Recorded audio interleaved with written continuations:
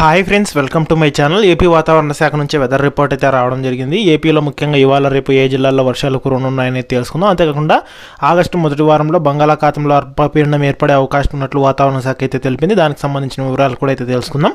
వీడియోని అయితే స్కిప్ చేయకుండా చివరి వరకు చూడండి. వీడియోలోని ఇన్ఫర్మేషన్ నచ్చినట్లయితే ఛానల్ని సబ్స్క్రైబ్ చేసుకోండి. వీడియో యూస్ఫుల్ అనిపిస్తే మీ ఫ్రెండ్స్ అండ్ ఫ్యామిలీ మెంబర్స్కి మన వీడియోస్ని అయితే షేర్ చేసి సపోర్ట్ చేయండి. అలాగే చాలామంది వీడియోస్ చూస్తున్నారు కానీ లైక్ చేయట్లేదు.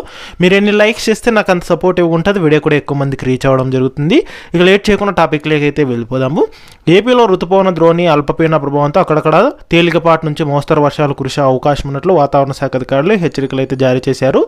ఉత్తర ఛత్తీస్గఢ్ పరిసర ప్రాంతాల్లో కొనసాగుతున్న ఉపరితల ఆవర్తనము సగటు సముద్ర మట్టానికి 7.6 కిలోమీటర్ల ఎత్తులో కొనసాగుతుంది. మరోవైపు రుతుపవన ద్రోణి ఆగ్నేయ దిశగా తూర్పు మధ్య బంగాళాఖాతం వరకు కొనసాగుతూ సగటు సముద్ర మట్టానికి 1.5 కిలోమీటర్ల ఎత్తు వరకు విస్తరించి ఉంది.